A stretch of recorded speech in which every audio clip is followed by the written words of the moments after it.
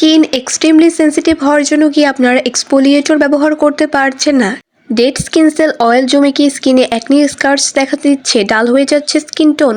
তাহলে আজকের ভিডিওটি আপনাদের জন্যই। আজকে আমি এমন একটি এক্সফোলিয়েটিং ইনগ্রেডিয়েন্টের সাথে আপনাদের পরিচয় করিয়ে দিব যা আপনারা সেনসিটিভ স্কিনে ব্যবহার করতে পারবেন। সেটা হচ্ছে ম্যান্ডেলিক অ্যাসিড। ম্যান্ডেলিক অ্যাসিড কিন্তু গ্লাইকোলিক অ্যাসিড এবং ল্যাকটিক অ্যাসিড থেকেও লেস ইরিটেটেড, এই জন্য এটা এক্সট্রিমলি সেনসিটিভ স্কিনেও ব্যবহার করা যাবে। চলুন তাহলে আর দেরি না করে ম্যান্ডেলিক অ্যাসিড সম্পর্কে জেনে নেওয়া যাক। Hello everyone, this is Shayantika. Welcome back to my YouTube channel and my Facebook page. আমি আমার ইউটিউব চ্যানেলে স্কিন এবং হেয়ার রিলেটেড ভিডিও বানিয়ে থাকি। আপনারা যদি এই বিষয়ে এক্সাইটেড হয়ে থাকেন অবশ্যই আমার চ্যানেলটি সাবস্ক্রাইব করবেন এবং আমার পাশেই থাকবেন। ভিডিওটি ভালো লাগলে অবশ্যই লাইক, কমেন্ট, শেয়ার করতে ভুলবেন না। চলুন তাহলে ভিডিওটি শুরু করা যাক। Let's get started. Mandelic acid এক ধরনের এইচএ অথবা আলফা হাইড্রো অক্সি অ্যাসিড যা বিটার আলমন্ড থেকে সংগ্রহ করা হয়। এইচএর কিন্তু পানিতে দ্রবীভূত, অর্থাৎ আমাদের স্কিন যাদের ড্রাই সেনসিটিভ তাদের স্কিনে এইচএ বেশ দারুণ কাজ করে। তবে সব ধরনের এইচএ স্কিনে ব্যবহার করলে অনেকেরই সেন্সিটিভিটি দেখা যায়, যেমন গ্লাইকোলিক অ্যাসিড, ল্যাকটিক অ্যাসিড থেকে কিন্তু অনেকেরই সেন্সিটিভিটি দেখা দিয়েছে। এটা থেকেও কিন্তু আরও লেস ইরিটেটেড ফর্ম হচ্ছে ম্যান্ডেলিক অ্যাসিড। ম্যান্ডেলিক অ্যাসিডের মলিকিউল সাইজগুলো খুবই বড়, যার কারণে এটা আমাদের স্কিনে পেনিট্রেট করে ডিপার লেয়ারে যেতে পারে না। এইচএটা আমাদের উপরের যে এপিডার্মাস লেয়ার সেটাতেই এক্সফোলিয়েশন করে আমাদের উপরের স্তরের মৃত কোষগুলোকে তুলে আমাদের ভেতরের স্কিনটাকে সামনের দিকে আসতে সাহায্য করে, এবং এটা কিন্তু একদম ডিপার লেয়ারে যেতে পারে না, এটা জাস্ট উপরের ত্বকে কাজ করে। এর জন্য এটা কিন্তু খুবই কম ইরিটেটেড হয়ে থাকে। ম্যান্ডেলিক অ্যাসিড কিন্তু আমাদের স্কিনে পিম্পল, অ্যাকনি স্কার্স রিমুভ করতে সাহায্য করে, সেটা যদি উপরের লেয়ারে হয়ে থাকে, এবং আমাদের স্কিনকে জেন্টলি এক্সফোলিয়েশনে সাহায্য করে থাকে, কোনো ধরনের ইরিটেটেড ফিল হয় না। ম্যান্ডেলিক অ্যাসিড আমাদের সেল টার্ন ওভার প্রসেসটাকে বাড়াতে সাহায্য করে এবং আমাদের পোরসকে মিনিমাইজ করতেও সাহায্য করে, এবং আমাদের স্কিনে যদি বাম্পিস টেক্সচার থাকে সেটাকেও ইমপ্রুভ অনেকটাই হেল্প করে থাকে। Mandelic acid glycolic acid and lactic acid থেকেও কিন্তু অনেক gentle. Mandelic acid cystic acne কমাতে সাহায্য করে এবং আমাদের সেবাম কন্ট্রোলে রাখে।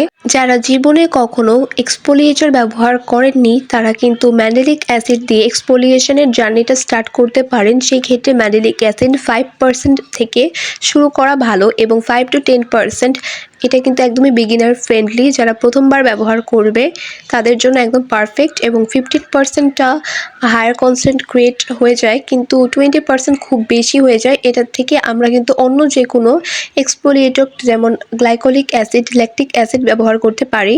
সেক্ষেত্রে ম্যান্ডেলিক অ্যাসিডের 20% ব্যবহার করার কোনো প্রয়োজনীয়তা নেই। সেক্ষেত্রে ম্যান্ডেলিক অ্যাসিড 5 থেকে 10%-এর মধ্যে ব্যবহার করাটাই আমার মতে বেস্ট। আচ্ছা, আপনাদেরকে আমি ম্যান্ডেলিক অ্যাসিডের ব্যবহারের নিয়মটা বলে দিই। ম্যান্ডেলিক অ্যাসিড ব্যবহার করার আগে কিন্তু অবশ্যই হাতে প্যাচ টেস্ট করে নিতে হবে। প্যাচ টেস্ট ছাড়া যতই জেন্টেল ফর্ম হোক না কেন এটা আপনারা ফেসে ইউজ করবেন না, যেহেতু এটা সেন্সিটিভ স্কিনের জন্য ব্যবহারের বলছে।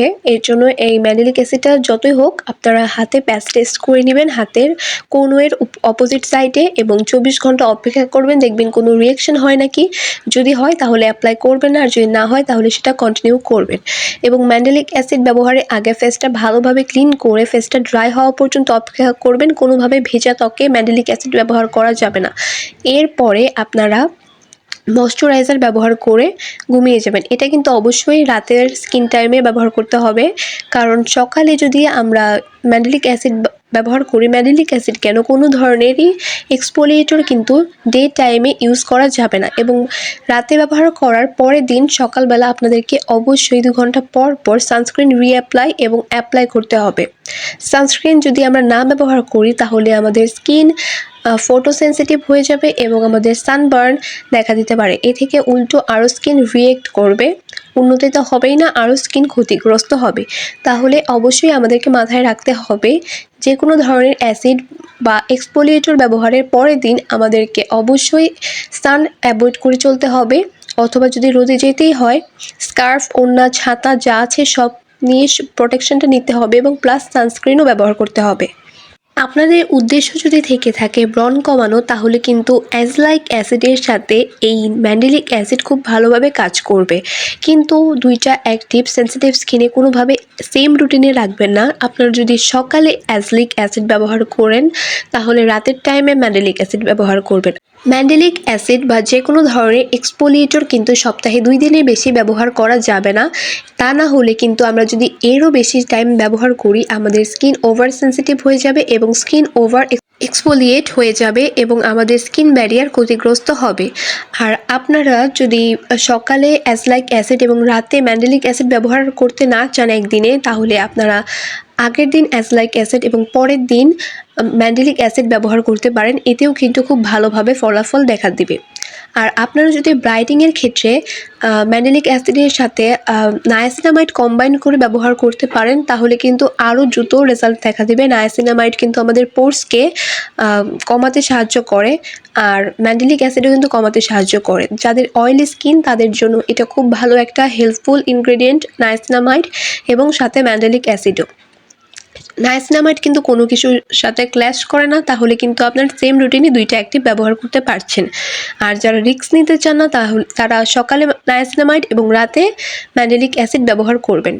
ম্যান্ডেলিক অ্যাসিডের সাথে রেটিনল এবং ভাইটামিন সি অথবা বেনজোয়েল পারঅক্সাইড এই ধরনের অ্যাক্টিভগুলো ব্যবহার করা যাবে না এক্সফোলিয়েটিংয়ের দিনে। কিন্তু আপনারা কোনো ধরনের ক্ষতিকর, যেগুলো ক্ষতিকর বলতে এখানে স্ট্রং বা হায়ার পার্সেন্টেজের জিনিসগুলো বুঝাচ্ছি, সেগুলো আপনারা অ্যাভয়েড করবেন, যেহেতু আপনাদের স্কিন সেন্সিটিভ হোক বা না হোক, এই ধরনের রেটিনল, ভাইটামিন সি এবং বেনজোয়েল পারঅক্সাইড ইত্যাদি আপনারা সেম রুটিনে ব্যবহার করবেন না।